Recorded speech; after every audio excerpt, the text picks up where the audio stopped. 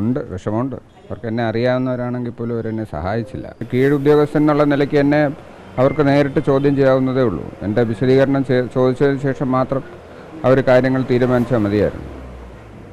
അവർക്ക് എന്നോട് എന്തും ആവശ്യപ്പെടാൻ എനിക്ക് എപ്പോൾ വേണമെങ്കിലും എന്നെ വിളിപ്പിക്കാനോ എന്നെ ചോദ്യം ചെയ്യാനോ അവർക്ക് അധികാരമുള്ളവരാണ്.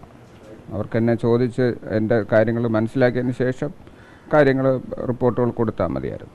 എൻ്റെ പ്രശ്നങ്ങൾ എന്നെപ്പോലെ മനസ്സിലാക്കേണ്ട എൻ്റെ അതേ ഉത്തരവാദിത്തങ്ങൾ ഉള്ളവർ തന്നെ എനിക്കല്ല ആ ഡിപ്പാർട്ട്മെൻറ്റ് ഉത്തരവാദിത്തം. ആ ഡിപ്പാർട്ട്മെൻറ്റ് ഉത്തരവാദിത്തം അത് കളക്റ്റീവ് റെസ്പോൺസിബിലിറ്റിയാണ്. സ്ഥാപനത്തിൻ്റെ എല്ലാ മേലധികാരികളുള്ള ഉത്തരവാദിത്തങ്ങളാണത്.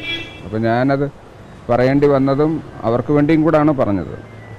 പക്ഷെ അവരാ സെൻസിലെടുക്കാതെ എന്നെ ശത്രുവായിട്ട് കാണുന്നതാണ് എനിക്ക് ബുദ്ധിമുട്ടുണ്ടാക്കി. നമ്മുടെ ഒരവസ്ഥ മനസ്സിലാക്കുക പോലും ചെയ്യാതെ നമ്മളെ കൂടുതൽ സമ്മർദ്ദത്തിലാക്കാൻ വേണ്ടി ശ്രമിച്ചു. തെറ്റായ റിപ്പോർട്ടുകൾ മേളിലേക്ക് കൊടുത്തു. ഇങ്ങനെയൊക്കെയുള്ളതാണ്. അവർ അങ്ങനെ ചെയ്യാൻ പാടില്ലായിരുന്നു. അവർക്കത് അല്ലാതെ തന്നെ അത് പരിശോധിച്ച് ശരിയായി പരിശോധിച്ച് എൻ്റെ വിശദീകരണം കേട്ട് കാര്യങ്ങൾ മനസ്സിലാക്കിയതിന് ശേഷം തെറ്റുണ്ടെങ്കിൽ നടപടി എടുത്തോട്ടെ. അത് വല്ലാതെ വിഷമിപ്പിച്ചു എന്നെ. അത് എന്നെ എൻ്റെ കുടുംബാംഗങ്ങളെ എല്ലാവരെയും അത് വല്ലാതെ എന്നെ അഫക്റ്റ് ചെയ്തൊരു കാര്യമാണത്.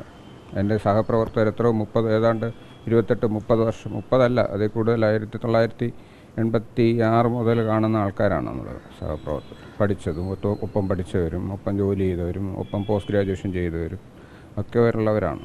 അവരങ്ങനെ നമ്മളെ ബാക്ക് സ്റ്റാബ് ചെയ്യുമെന്ന് വിചാരിച്ചില്ല, ഒരിക്കലും പ്രതീക്ഷിച്ചില്ല. അന്ന് എല്ലാം സമാധാനമായിട്ടിരിക്കൂ, സമാധാനമായല്ലോ, കുഴപ്പമില്ല, എല്ലാം കണ്ടെത്തി, കുഴപ്പമില്ല. ഏറ്റവും പുതിയ വാർത്തകളും വിശേഷങ്ങളും വിരൽ തുമ്പിലറിയാൻ സീ മലയാളം ന്യൂസ് എല്ലാ ഡിജിറ്റൽ പ്ലാറ്റ്ഫോമുകളിലും ലഭ്യം.